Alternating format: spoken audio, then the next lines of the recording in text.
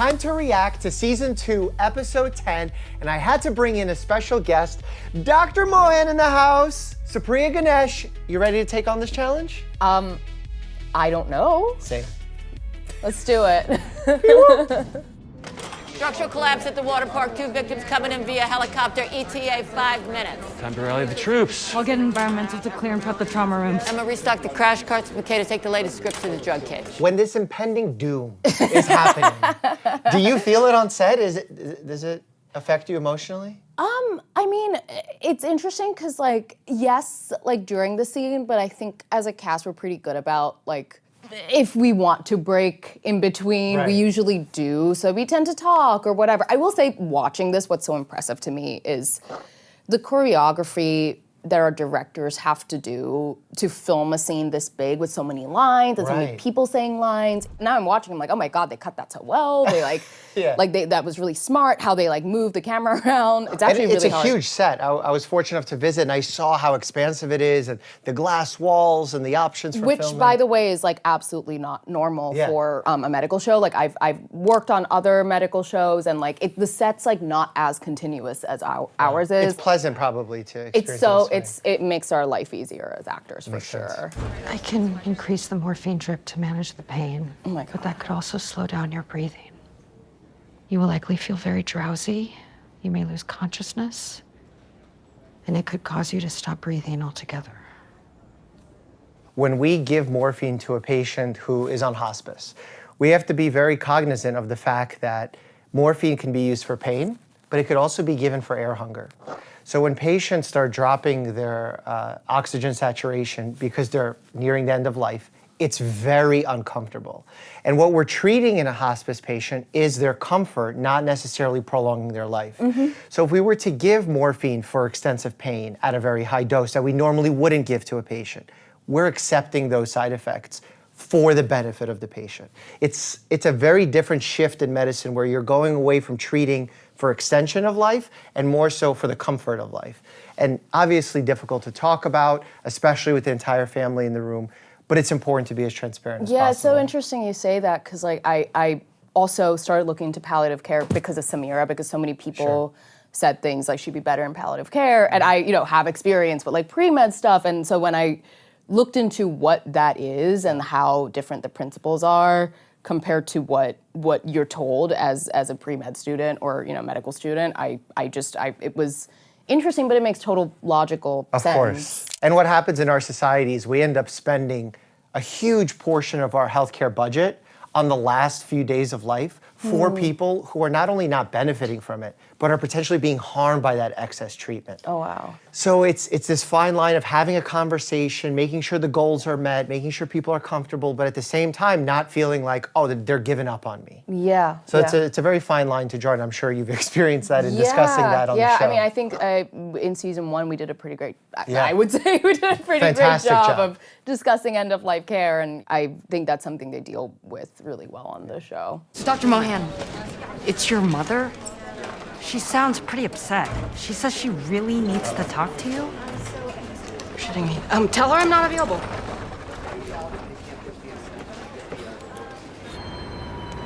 You know, I worked in an ER before up in Vermont, and we had MBAs and ODs, MIs.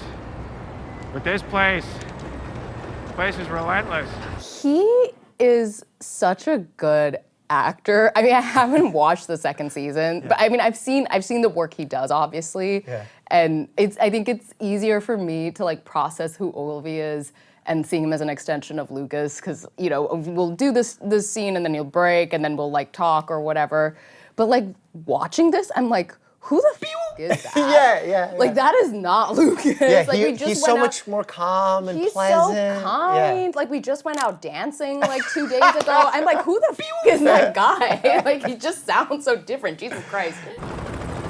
I think we have a very different idea of normal. Not for everyone. I'm not sure it's healthy for anybody. Here's her leg. Jeez. Is Dr. Abbott still around? He'll have to get some sleep before his night shift starts in a couple hours. Okay, I should have planned this better. I was hoping he'd write me a letter of rec for an elective so I could have a shot at a fellowship next year. Which one? Whichever will take me. Did the elective fill up a while ago? Don't remind me. I'm gonna throw myself at the mercy of the court, beg for them to take me anyway. Just kill me now. The frustration is palpable there. Well, she's trying to stay in Pittsburgh. Yeah. Like, she's trying to get a fellowship. And this is so that she realistic. can- Yeah. When people are looking for electives, sometimes it's a hustle, sometimes it's about connections. And it's frustrating when you know you might be a better candidate than someone, but perhaps you're not friends with those people. Totally. You might not get the spot. Yeah, like the social dynamics of it were very interesting when Yeah. I was doing my research. And also what's interesting for her is that she already accepted like a fellowship in Jersey to be close to her mom, and now her mom's like off Well, with yeah, her new her boyfriend, I guess, on this cruise. And so like I think she just is like, wait, I have nothing there, I have more things here, I'm trying to stay. So she's like really spending this whole shift trying to figure out who's gonna write this recommendation letter for her, for this fellowship, this elective. What she's doing, I don't think is quote unquote good or ideal. Like you shouldn't be thinking about your electives in the middle of your shift. But because it's not good, that makes it so real. Because humans get irrational, they make weird choices in real life that you're like, why are you talking to me about your elective in the middle of July 4th hospital shift? Yeah. But that's exactly what would happen. And in a that's one of the hospital things that I setting. really like wanted to do with her, because like I love playing characters that are complex, Yeah. and I think she's really great with patients. I think she knows exactly what to do. She's almost following like that HR manual in her head of how Sure, to be sure. like the perfect doctor, but I think she's just socially really awkward and she doesn't know Right. what to do. And I agree, why is she talking about this right now? Everything's going to shit. Like there's like, paper charts over there for God's sake. Yeah. But yeah, I agree. Paper charts. It makes me shudder. I can't read this handwriting. As 1,000 milligrams of acetaminophen orally, 4 milligrams of denditron under the tongue, and Trilaclear fluids. So some Tylenol for pain/fever reduction, a Densitron nausea medication, and some fluids. You're just doing this on the fly? It's You're like, I am a doctor. Yeah. After we finish, I will be going into the hospital and playing this role, but in real life. Rehab? Fall from 10 feet onto a metal fence, right below the knee, good vitals. Oh, it hurts. My God. What's she had so far? 50th vent, repeated 25. No meds, no allergies. Where should I put this? Just hang on to it for now. On my count? 1, 2, 3. So that's a commercial grade tourniquet that she has on to prevent the arterial bleed. Because if that tourniquet wasn't there, or if they did something silly like put a t-shirt and they try and tie the t-shirt, you could never generate enough force in order to actually clamp down the artery. It takes way more force than people realize. So on these commercial grade tourniquets, you put it on, and then there's this ratchet mechanism that actually puts enough pressure to shut down the flow of the artery. Is it like literally creating like a Yes. physical plug? Not even Whoa. a physical plug, just like choking out the artery. Yeah. And it's very uncomfortable, very painful, but again, you're allowing that person to survive. I have a question Yeah, hit also. me. Why is he holding on? Should it be on ice? Actually, no. Putting limbs, fingers, severed fingers, commonly people think throw it on ice, but the ice can actually damage the tissue. So ideally, you'd want to take the organ and cover it in some sort of moist paper towel or some kind of moist covering, and then creating some space from the ice. So it's not direct contact, because ice can actually burn tissue. So burns happen in both directions. We saw it in an early episode with the dry ice. And you don't want to be damaging that tissue because it's going to make it even more difficult for the transplant team or the Yeah, no, it makes sense surgical that like team to cells might reattach. die in extreme cold. Yeah, exactly. Right? Yeah, yeah. That makes sense. Donnie, primary survey, please. Pupils equal and reactive. What's your name? My leg hurts really bad. Did I break it? I wouldn't say that it's broken exactly. We're gonna get an x-ray to determine that. Put that on the gurney, line it up for x-ray, keep your mouth shut. Good. Lung sliding right and left. Airway patent. Breath sounds bilaterally. So they're doing this basic trauma evaluation to make sure that the patient's head doesn't have a head injury with a bleed inside the skull, to make sure that the lungs are functioning, because sometimes during a trauma you can have a rib break, puncture the lung, pneumothorax, which has happened several times, in the show. Does your belly hurt? No, asshole, it's my leg. Okay, she's really moving here. Andre ketamine? Yeah, we can't evaluate like this. Hey, Ogilvy. Deep breaths, yeah? Yeah, okay. Let it go, what's next? He's saying deep breaths because he's worried about him fainting, because it's not uncommon for a med student or someone who has limited medical experience to see blood and have a vasovagal syncope, which is basically a neurocardiogenic form of syncope, where as a result of seeing something stressful or perhaps bearing down, your body has this reaction of feeling like there's not enough pressure, and your pressure drops, not enough circulation gets to your brain, you fall. Whoa. So this will happen with the elderly, this will happen with people having bowel movements where they're bearing down really hard, then they stand up real quick, or in scary situations like this where they see blood and they have this panic. And why does your body think there's no pressure? It's not that it thinks it's no pressure, it creates a drop in pressure. And that drop of pressure decreases the amount of blood flow that's able to fight gravity and reach the brain. Right. And therefore you end up That is going so down to the floor. interesting. Owens, she's sedated, finished the E-fast, plain X-ray, check her back straight to CT. What if the ketamine wears off? Right.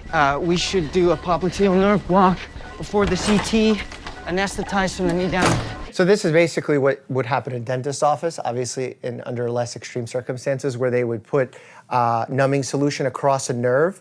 But in a dentist's office, they're rarely doing a full block, where in this situation, if you inject in the correct areas, the lidocaine, xylocaine, whatever numbing medication that they're using here, you'll be able to cut off all sensation distally, further away from that point. So you're creating like literally a block of sensation. What's the bullet? 42-year-old male with 20-foot fall. Blunt chest trauma with hand injury. Where's my son? Where's my son? Stachy to 108, SAS 98 on 2 liters, BP 122 over 84. Well, pan scan due to mechanism. You? Tib fib amputation. Hoping ortho can give us a little hope for replantation. Derek, where are you hurting? Chest and my finger. Did they find my son? Did you hit your head? Don't think so.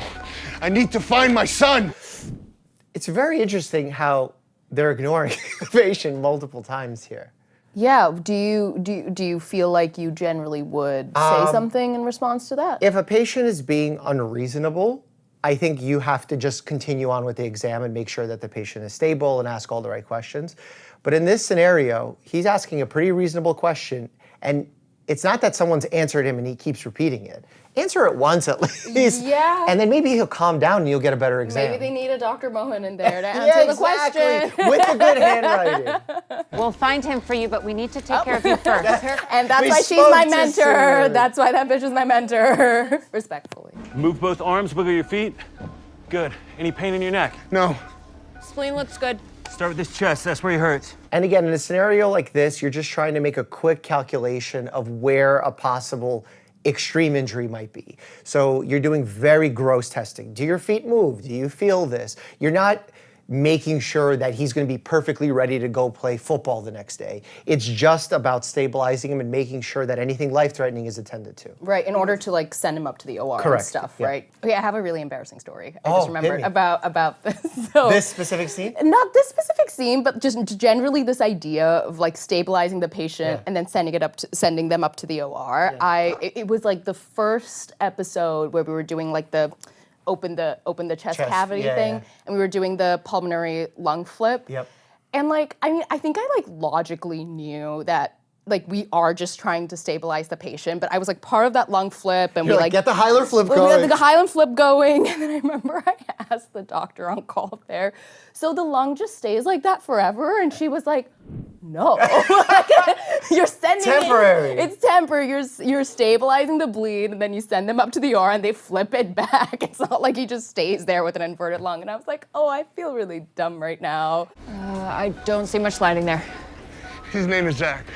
He's 7. Pneumothorax? Set up for a chest tube. Not yet. Let's go posterior lateral, look for fluid first. Traumatic pneumothorax, we should prep the chest. Not necessarily, he's hemodynamically stable. Okay. Does that look like some fluid there? Hard to say for sure. Okay, he's tachycardic pneumothorax. He needs a chest tube. BP and SATs are fine. We can wait for CT. If it's small, it'll resolve on its own. We observe and re-image. I agree. He's stable for now. Let's wait for the scan, Dr. Santos. This is what happens when you run into a young, very excited doctor who hasn't quite learned the art of medicine, which is treat the patient, not the imaging. And that also holds true, treat the patient, not the lab value. This happens quite often in my residency program where a resident will get a result and the result is off the charts, but the patient looks totally calm. And I remind them, sometimes there are laboratory errors. Sometimes something can happen as a false flag and you have to repeat the test. So before rushing to treat, evaluate clinically what's happening with the patient. So here, if the patient is stable, why rush to intervene if there's a potential that it can heal on its own? So would you just sort of like flag that, keep an eye on it, Of and course. monitor consistently to make sure it Yeah. doesn't, like, they don't die? Yeah. Okay. Well, I mean, that makes sense because like surgery is like incredibly invasive. Invasive, and if in general, in an ER setting, if you can move a surgery from being an emergent surgery to an elective one perhaps a few days later, the outcomes improve. Because anytime you're performing something under emergency situations, there's always less pre-op testing, the patient isn't medically optimized, they're higher risk. Yeah. So ideally you want to move things from the emergent setting to the more elective setting if it's safe for the patient to do That so. is interesting. Okay, let's order CT chest, abdomen, pelvis, and X-ray left hand. Whoa, major degloving. Focus on the primary. Dr. Langdon's correct. We need to log roll him. So this happens quite frequently when a ring gets caught in some kind of mechanism. I've seen this with horse injuries, like where they're holding on to the reins of the horse. Do they not notice it's happening? They do, but it usually happens as a result of a quick force. Like you fall, the reins get caught on you, or you're falling and you reach for something and the ring gets caught. It's usually happens with not just a skin injury, but also an avulsion of the entire finger. So quite dramatic. Never wearing rings again, I guess. Golf already. Boyfriend? Wish. My mom. Every time I get a second of service, another dozen texts. Hey, how much longer do I have to wait? I got a broken leg here. Someone will be with you shortly, sir. Am I allowed to use the bathroom? I really have to go. I don't know, ma'am. I am not your doctor. It says right there, doctor. Yes, but I'm not your doctor. But if you go back to your room, a nurse will come find you. I wasn't in a room. I'm Dr. Mohan, the assistant Dr. Juan. Kevin, How long has your leg been swollen, Helen? it's been getting worse over the past week. So in a scenario like this, you're worried when a patient comes in with unilateral leg swelling for a clot. This is called a DVT.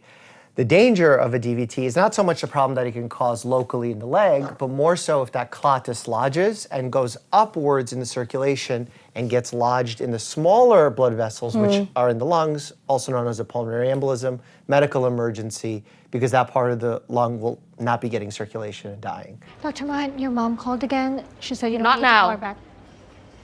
With a patient. It's like moral injury happening before our very eyes. Yeah, something's all right. Did you fall or hit your leg? No. Is that real sweat?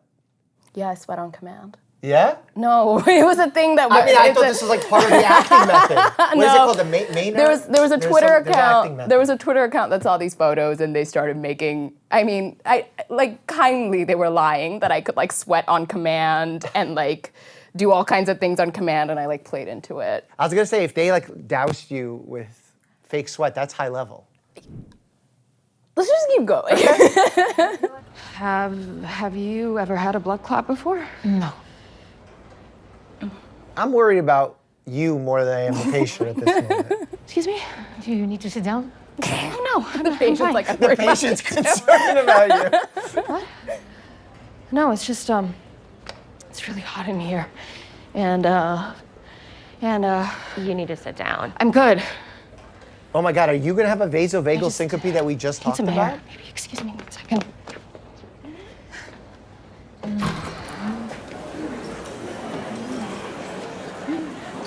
Based on the hand position, the symptoms, I'm worried about the heart. I'm worried about a panic attack. Maybe a gallbladder situation on the right upper quadrant. We'll see what happens. I've been waiting 6 hours, cutting in front of you. Oh my God. Look out, make way. Get in. It's like that meme, get in, loser. Get We're going in, shopping. loser. We're gonna get you checked out. Excuse me. Coming through. Out of my way. We were going down the water slide, and the bottom just fell off. I grabbed Zach's arm, and I tried to hold on to the sides, but my hand slipped and my ring got stuck. There's also very specialized tools that we have that function as ring cutters in order to protect the patient underneath their tissue, but then can cut through the metal. Hello, sir. I'm Dr. Garcia from the trauma service. Need the ring cutter. That's a ring cutter. Yeah. Possible flexor tendon injury.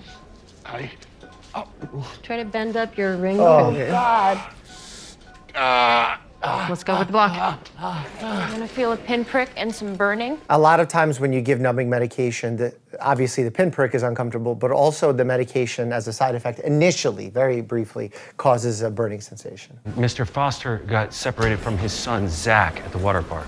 Anyone we can call for you? My wife, Angela. Dr. Santos, will you escort Mr. Foster to CT?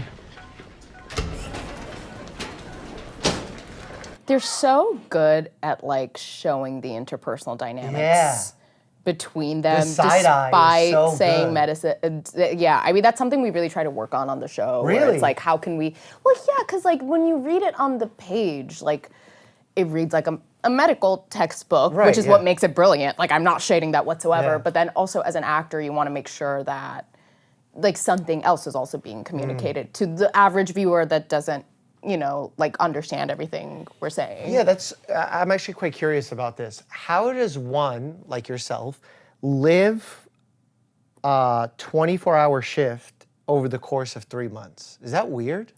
It is. Because you're living hour by hour, but it's really week to week. It's more like 7 months, and Oh my God. it's a 15-hour shift. Okay. Well, yeah, but yeah, it is like the weirdest thing in the world. Like especially because we're in LA, so Yeah. the weather essentially stays the same when we're filming. I really lose all track of time. Really? It's really because like you leave. Like, and everything's in a certain place, and then you come back the next day, and it's like everything's exactly the same. It's like Groundhog Day? It really is. Wow. Like I can't explain to you like how like I think somewhere in my head like it's like maybe been like a year since I booked the show. Like it's just it's very odd like the way. What happens if someone gets like a pimple or a cold sore or something? Does that like break all I continuity? mean, they say they VFX it. I don't really? know Okay. if that's true. Back to the show in just a second, but first, I want to tell you about my sponsor, ZocDoc, a free website where you can easily search and compare high-quality in-network doctors so you can find the right doctor for you. Doctors on the Pitt always seem to provide their patients the best care no matter what chaos is happening in the ED, which is exactly the quality of care I'd expect to find on ZocDoc, who can help you book in-network appointments with more than 150,000 providers in all 50 states. Look, I get it. Finding a doctor is not just hard for patients, but for me too. That's right, just because I'm a physician doesn't mean I totally understand how all this insurance and booking works. My dad and I have both struggled with this. He's a family medicine doc like me, but ran into a health problem of his own. When we try to find him a new doctor, we hit all the same roadblocks you do. Confusing websites, endless voicemails, the works. So we tried ZocDoc and found the right person. They specialized in exactly what my dad needed, were close to his home, and actually had openings for new patients. My favorite part? You can see the doctor's actual appointment openings, choose a time that works for you, and click to instantly book a visit. So stop putting off those doctor's appointments and go to ZocDoc.com/Dr. Mike, also linked in the description, to find and instantly book a top-rated doctor today. All right, let's get back to the Pit. Help! Need a hand here? What the hell happened? I think I'm having an MI. My chest is so tight I can barely breathe. Okay, I gotta get a swab lead. Perla, can I get an assist here? Yeah, I'm on it. So in a situation like that, obviously you need the EKG, some blood work to rule out having an MI. It's interesting how often the Pit is needing to treat their own staff. It's not the first We're time not this has doing great. happened. Yeah. No, we're all falling apart. And treating an MI and deciding whether it's an MI or a panic attack is really interesting because to the patient, they can feel one and the same. For doctors, because they present very similarly to us and we're trying to learn subjectively what's happening with the patient through their eyes, their own interpretation of the symptoms, it can be very easy to misread the situation and make the patient feel like you're not on their team. Where imagine the EKG looks normal, the troponins come back negative, the blood test that would signify heart damage. And as a doctor, you're like, okay, well, look, there's no heart attack. I'm okay. I'm going to treat this as a panic attack. But if you don't communicate that in the right way to the patient, they could leave feeling very unseen, unhappy, dissatisfied with their care because they're not coming in to rule out an MI. Yeah. They're coming in for a diagnosis to know what's going on with them. Yeah. And if we just rule out an MI, we may have done our jobs Yeah, technically. and it can be hard to be like, that's all in your head. It's not, Right. but it is. Wait, I also have a medical question. Yeah. I've always wondered this, and you explain things really well. So, like, the troponin's like a muscle protein, yeah. right? Why would that be in the blood test an indicative of like a heart attack? So when the heart is having an infarction, what's happening is the heart itself, which supplies blood to everywhere in the body, it also needs to supply blood to itself. So it does so through the coronary arteries. When there's a blockage in those very small coronary arteries, the heart muscle itself starts getting choked out of blood, therefore dying. That's what a heart attack is. And when that muscle is dying, it starts releasing this protein. Correct, yeah, into the blood. And what's interesting and why we get what are known as serial troponins is we get them every 2 hours to see how they're behaving. So it's not usually enough to just get one set. You want to get every 2 hours to see is the muscle damage improving with the treatments that you're giving the patient, or is it a particular unique MI called a type 2 MI? You're just wanting the heart to perform so much that it doesn't have the demand capacity to give itself enough circulation. So not because of a blockage, but because you're asking it to do too much, where it starts dying off. And in those situations, you see a big troponin number, and then it starts improving as the demand decreases. Interesting. Whereas with a typical MI, like an ST elevation MI, there's a full blockage, and the troponin number just keeps going up, up, up, up, and you know you need to get this person to the cath lab as quickly as possible. See, now I want to go home and figure out how they figured out troponin would be a good proxy. Yeah, exactly. For like a heart attack. Like You'd be surprised, like the amount of scientific knowledge that doesn't make sense to me, how they knew to check for this enzyme, for this protein, for this biomarker is truly impressive. So I was talking to someone about this recently. She's like,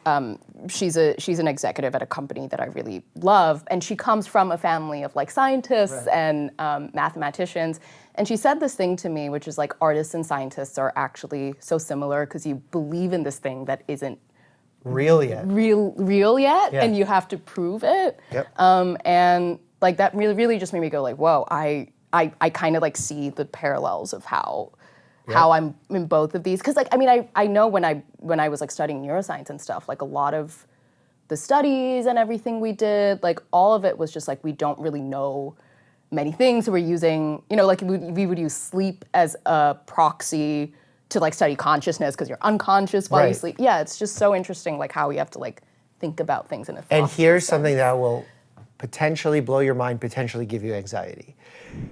As an artist, you have to create things that are not there, correct? Right? Because you're creating from scratch. Yeah.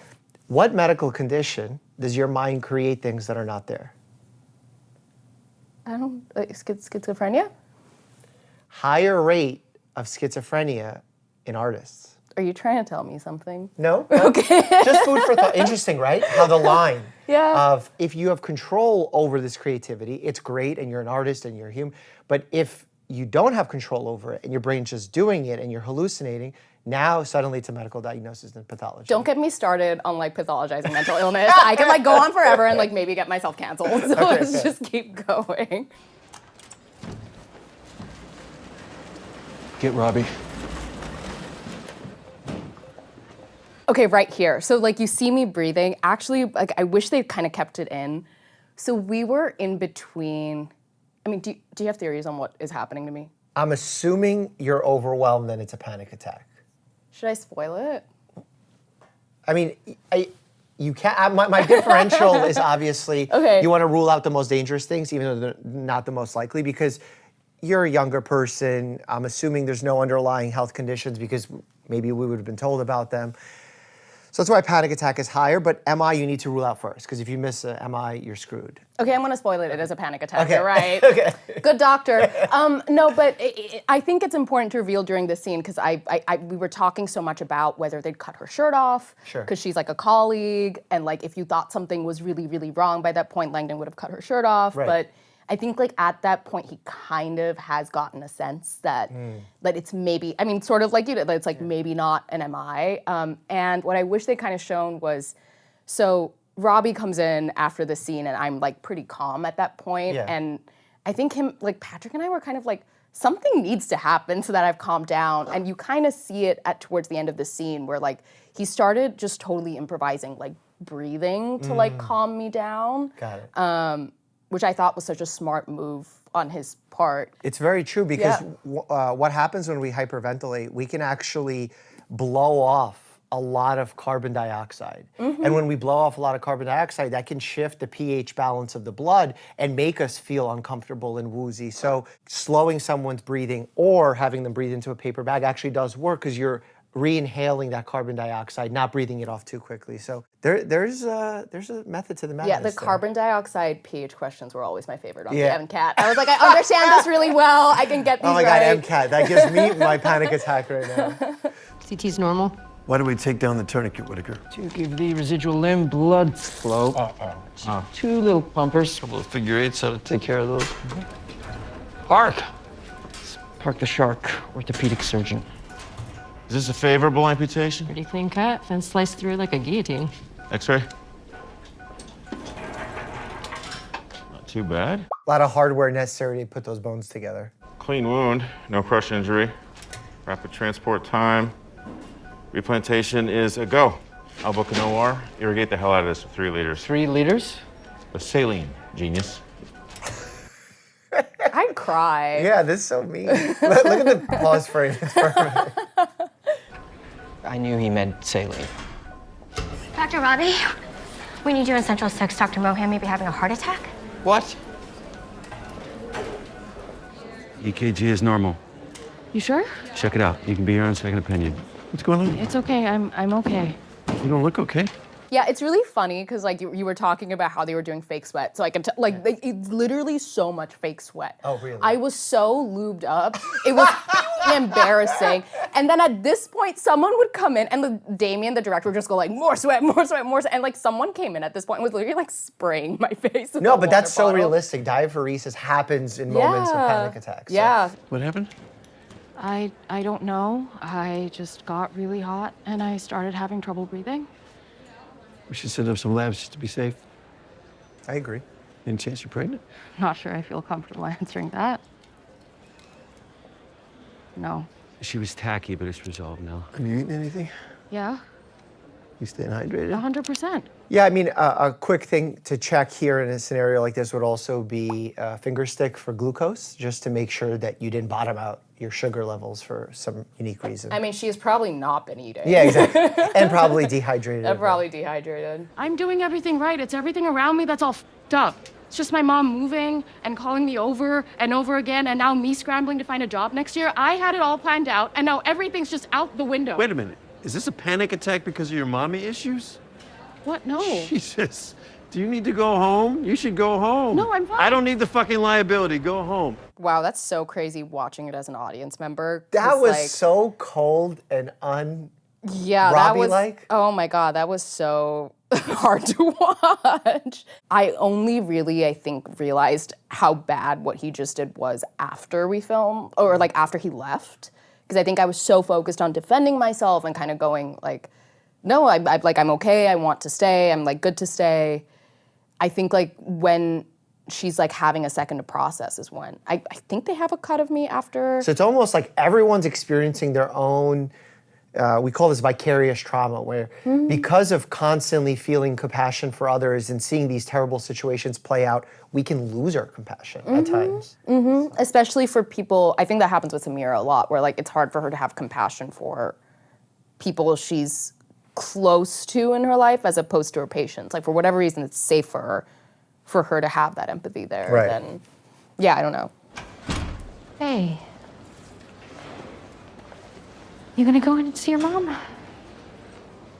Cancer sucks. Yeah. X. Yeah, it does. She didn't used to look like that. Yeah, I get that. But if you don't go in there and say goodbye and tell your mom you love her, I think you might wish you had for a very long time. I like that she prefaced it with "you might," because it's very easy to think that you know everything when you're in these scenarios and patients aren't. But it's true. Cancer changes everything, not just the cancer and the disease itself, but also the treatments. Sometimes the treatments take such a toll, and I have personal experience with this. I lost my mom to cancer, and I'm so sorry. not actually cancer, interestingly enough. The cancer, the doctor shook my hand just a few days before and said she's cured.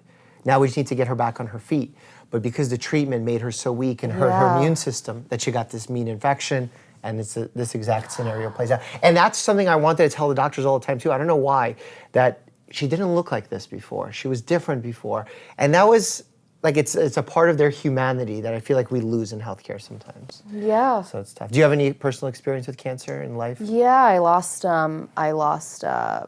my sister-in-law or cousin sister-in-law to it, and it was very sudden. It was intestinal cancer. Wow. Yeah, and it was just very sudden, and we had no idea. And it's funny because even though she wasn't related to me, I felt like she was like the person in my family that like got me the most. Yeah, she was like so cool. She moved from like India to Japan with my cousin and like learned Japanese and like traveled the world. Yeah, she was just really sounds like awesome. Had a full life. She did.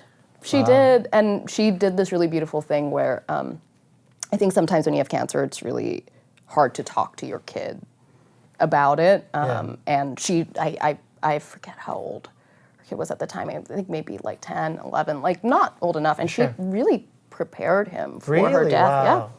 Yeah. I mean, it's just one of the reasons I thought she was so cool. She was so like emotionally intelligent and mature, and yeah. Sometimes it's those darkest moments that bring that out. Yeah.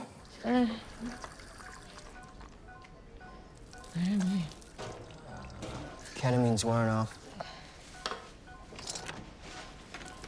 I can't feel my leg. I'm Dr. Michael Rabinovich. You're at a hospital, and we gave you a nerve block so that you can't feel any pain. Why? You were on a water slide that collapsed and did serious injury to your leg. Fuck. Is that my leg? Is that my did you cut my fucking leg off? Your leg was cut off in the accident. Our surgeons are going to try for replantation. No. She needs more ketamine. Strap up the leg. Emily, I know that this is really hard. I need you to focus on me right now because we need to get your consent to proceed with the surgery. I love that this leg is in the back shot of the entire clip, no matter what angle we're in. There's something so darkly fucked up about it. Also, like, this actress is doing an incredible job of like processing her. Yeah, wow. What did I miss? Finishing irrigation. It doesn't look like you lost any skin. It's a little dusky, might not be viable. There's intact skin on the dorsum. More irrigation, then tack it down with one suture. Okay, thanks. Radiologist reports a 25% pneumothorax. Is that bad? That is a partially collapsed lung that needs treatment. I can put in a chest tube. He doesn't need a chest tube. Okay, what do you want, a pigtail catheter? I was thinking a Thoravent. Why is the pigtail catheter, like, is it like an aggressive thing she's saying? I think it's not as aggressive as putting in a full chest tube. This is outside of my scope to know the differences between each one of these approaches, but I'm familiar with the pigtail catheter being a less invasive approach. I'm curious why Thoravent I'm wondering is if she was being sassy. Like, what do you want? Yeah, like a hole? It's not a bad idea. No need for wall suction. If Hannah can operate today, he can go home tomorrow with a Thoravent. You can learn a lot from your senior residents. I'm happy to teach Dr. Santos. Thank you, Dr. Langdon. That was an unnecessary shade line right there. Place the trocar, pull back the adhesive wings, and advance until you see the red diaphragm move. That means you're in the pleural space. Is that because the air is coming, or like, why is the diaphragm moving? Yeah, so he's talking about the diaphragm inside the device. Right. And it's because there's air inside the pleura. So this is a weird thing to visualize. Air does not belong in your chest, as weird as that sounds. It belongs inside of your lungs. Well, that makes sense because the lung needs to expand. Correct. And the reason that the lung expands is through the negative pressure. So when your diaphragm pulls down, that negative pressure allows the lung to expand and pull air into the lungs themselves. When the lung is damaged, air starts escaping partially because it's only a partial pneumothorax. Air leaves the lung, ends up entering the pleural space, starts putting pressure on the lung, therefore making it difficult to fully expand. Oh, so this thing's removing So this thing is removing the air, and that's Ah. what allows the lung to heal and eventually refill. Perfect. Okay, now we can either hook up to wall suction, or we can use this one-way valve to repeatedly aspirate with a syringe. Now, with all your vast experience, Dr. Langdon, you should probably decide.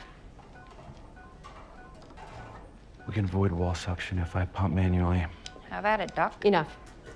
Apparently decency and decorum need to be reintroduced to our R2 curriculum. Inter-resident conflict like that is real, and it happens. I've had this with some of my seniors where they were getting fed up with me, and for things that were outside of our control, mishaps that happened, miscommunications, and I literally remember walking down one of the hallways yelling at my senior to come back and please talk to me so we can get on the same page because we're on the same team. And we were able to do that, thankfully. Yeah. But it's obviously very awkward when you're doing that on an overnight shift and you have to respond to constant emergencies. Totally. Boy, part of the water park accident, thrown off the water side. How far did he fall? Maybe 6 or 7 feet, landed in a tree, had to wait for a ladder truck to get him down. Major neck trauma must have taken all the impact there. Couldn't tube him, hard to bag. So because he was hard to intubate, that signals that there could be swelling in the neck forming. In a scenario like this, you'd want to be potentially prepared to cut into the neck to create an airway. And the reason why they're so insistent on asking the mechanism of injury, that helps us decide in our minds what is most likely to have gotten hurt and how severe the injuries are will help us decide whether or not we should just automatically pan scan the patient. Possible laryngeal fracture. Hypoxic bradycardic. Kidneys and airway before your wrist. Bronzo tape, Peds cart, set up suction. Oh my God. Is that Zach? Hey, Oh, Look no. at me. I always yell, why aren't the curtains drawn? Is that because the cameras all need to be moving around? Well, it's for dramatic effect. Okay, got it. Sure. No response, no purposeful movement to pain. That's a lot of bruising there. And there's these cartilaginous rings that go around the trachea that they can break and fracture and cause some bleeding. Obviously, you worry about a full severance of the trachea in those instances, depending on how severe the trauma is. Okay, 30 of rock, 50 can be. You're gonna paralyze? Yep. If we can't intubate, we crack. He's too young for a crake. Needle crack. Can't ventilate through that. Sats down to 78. 11 blade Kelly and a Peds bougie. One quick look and then we cut. I can't tell if there's lung sliding. No movement, no air entry. Way too edematous. I can't see the cords. Yeah, so there's full swelling inside the throat there. Once you can't visualize the cords, you probably need to create an artificial incision, do this tracheotomy. Okay, towel roll between the shoulder Heart blades, rate down to please. 49, headed to cardiac arrest. The trache's gonna take 20 minutes. This kid's not gonna last 60 seconds. That's why we're doing a slash trach. Don't know it. Me neither. Boss? Show me what you got. Oh, man. It's such an insane thing to say to her in that moment. Pull up the trachea between your thumb and middle finger. Vertical incision right over the trachea. Okay. Vertical, not horizontal. Well, because there's a lot of blood vessels there. Now it's a tactile procedure. 2 centimeter incision through the tracheal rings. Finger in the trachea. Bougie into the airway. Thoughts on what's next, Dr. Whitaker? Insert the ET tube into the trachea. Suction. Lots of blood in the airway. Probably from the trauma, not from her incision. Okay, bag in. Check the CO2. Sounds are coming up in the 80s. Bilateral breath sounds. And tidal CO2 is 70. That's crazy high. It'll come down. Tie down the tube, control all the bleeders. Spray an epi on a stack of 4x4s. So epi will constrict the superficial blood vessels and decrease the superficial bleeding. So right. Good little tip on her part. Good. CO2's in the 50s. Good heart rate. You forgot the last step. Change your underwear. How many of these you done? First one. You serious? What about you? None. I practiced in the sim lab when I was at Stanford. What'd I miss? All the fun. Slash trach. Seriously? Fractured larynx, couldn't oxygenate, couldn't ventilate. Use a meat cleaver on this kid? ENT can revise the trach in the OR. They'll be thrilled to clean up your mess. Or maybe they'll thank us for not letting him die. Tracheotomy is cutting in to put in the tube. Tracheostomy is now securing it and having this opening to allow the child to breathe as the organs continue to heal. Usually this will be done temporary, although you will notice that the nose is so important to breathe through when you have a trach because the nose will warm, it'll humidify the air. Therefore, the lungs, when you're on a trach, will develop more mucus from this cold, non-humidified air, more so than usual. So it can be quite uncomfortable for those patients, and that's why suctioning is important. Oh. Dennis Whitaker, meet my buddy Duke. Nice to meet you. Any friend of Dr. Robbie's, a friend of mine? Friend is a vast overstatement. He's more just a pain in my ass. Don't let his surly exterior fool you. Deep down inside, he's just as grumpy. Vitals look good. What seems to be troubling you? Ask him. He's the one who made me come in. He's had some hoarseness on and off for a couple months. Okay, any history of tobacco or alcohol use? 2 of my oldest and closest friends. High risk for cancers of the oropharynx, but surprisingly on the rise, HPV-related oral cancers from the HPV virus, human papilloma virus. That's the one thing I'm like grateful to my mom for getting over her own sort of like, because India can be like really sexually conservative and like it's like really weird when like I grew up in India. So like there's like a whole thing where like parents won't vaccinate their kids against HPV because they're like, why the fuck am my kid? Yeah, because they wouldn't do that. Yeah, because they wouldn't do that. But like my mom actually, like even though it took her some time to like get over it, she kind of was like, no, I think I should like that's do great. this. Yeah, I know. I'm like so proud of her for like. It's like the one doing vaccine that reduces risk of cancer. cancer. Yes, that's crazy. And yet, our Secretary of Health and Human Services, RFK Jr., is anti-vaccines. Well, I knew he was anti-vaccines. I guess He has that makes actually sense that he still would- on his Twitter that the HPV vaccine hurts more people than it helps, which is a figment of his own imagination. But it's cancer. Yeah. Okay. Pack-a-day smoker and lover of the drink. He on any medication? Blood pressure meds. Another thing that can predispose someone to have long-standing hoarseness, mucus in the back of the throat, a chronic cough, chronic sore throat that never really seems to go away, is a condition called LPR. It's a mouthful, laryngopharyngeal reflux. But it's quite simple. Laryngo, larynx, voice box, pharyngeal, throat, pharynx, reflux, acid coming reflux? up. It's actually nicknamed silent reflux because only a small amount of acid reaching the vocal cords or the throat can create long-lasting mucus production, scarring of the area, and create all these unique symptoms that we get really worried about. But once we put in a little camera inside the nose and look at the vocal cords, you'll see a characteristic pattern from LPR. You treat that by controlling the acid, allowing it to heal, doing some lifestyle changes, and boom, you start to feel better. I'm gonna take this scope and I'm gonna stick it in your nose and we're gonna check out your upper airway. Seems like a lot of fuss for a sore throat. Dr. Riquet, you wanna explain to Duke why this procedure is absolutely necessary? The scope is gonna give us a better view of your voice box and your vocal cords. Here we go. Obviously, polyps and all these other things, anatomical variations, can also cause these symptoms. I feel a little pressure between your eyes. I am sorry about that. Okay, just breathe through your nose. This is gonna help us see if there are any abnormalities like inflammation, tumors, nodules. That all looks pretty normal. I don't see too much drainage. Stick your tongue out for me all the way. All the way out, good. Now say E. E. Good, now again say E. Good, removing the scope.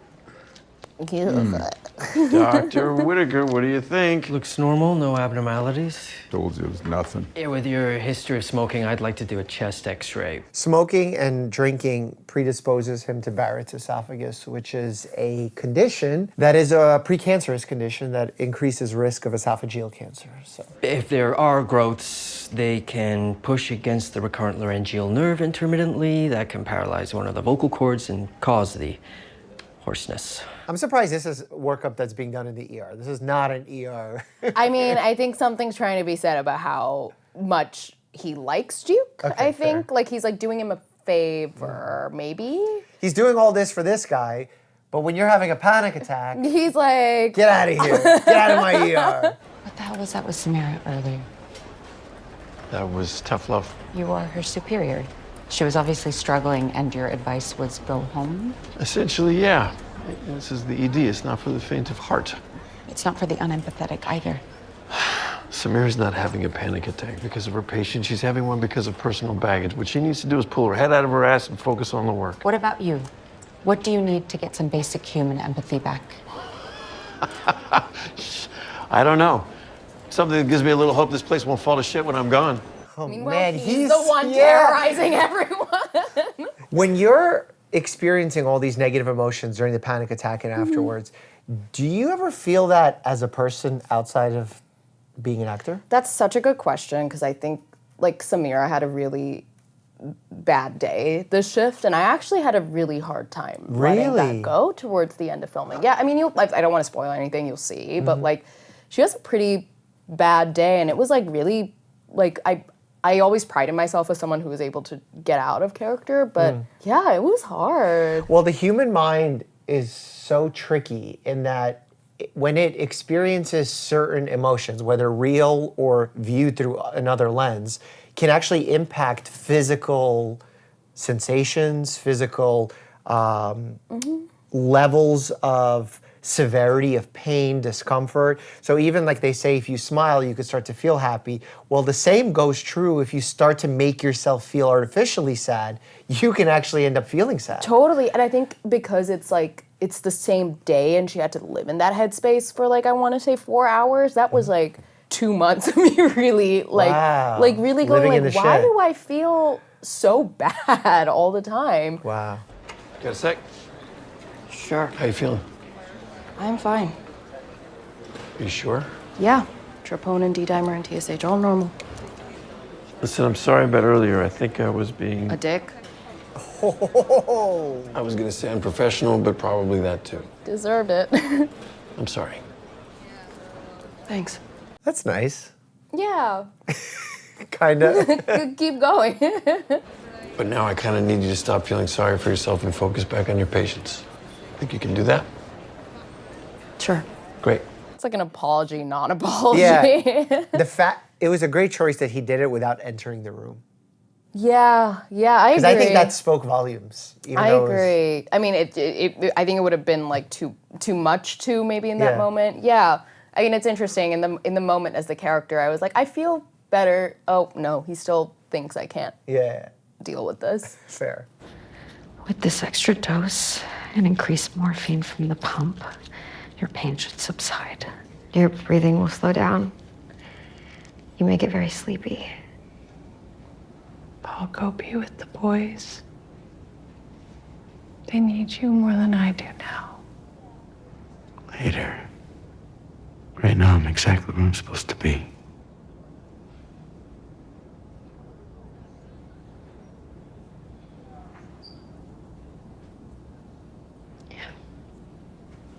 Okay, here we go. It's very Is interesting. that the end of the episode? Yeah. It's very interesting Excuse that me. it used to be viewed as crying in front of a patient was a bad thing. Yeah. And intrinsically, a lot of doctors, nurses feel that, when in reality, patients do not judge doctors for crying, for showing emotion, especially when it's emotion that is in support of them. Mm-hmm. So I think that is a major mindset shift that needs to happen as one transitions throughout their healthcare journey. Totally. There is like a boundary though. Of course, yeah. Well, you like can't break down to the point where you can't where you now can't help the practice patient. medicine. Yeah. I feel like I would, unfortunately. Like I think that's why I didn't go down that path. I think I would like very much, probably a little like Samira, just take on a little too much, you know? Well, maybe this role was written exactly for you. That's what it seems Felt like it when I read it. Talking about water park injuries, we actually reacted to some of those. Click here to check that out. And as always, stay happy and healthy.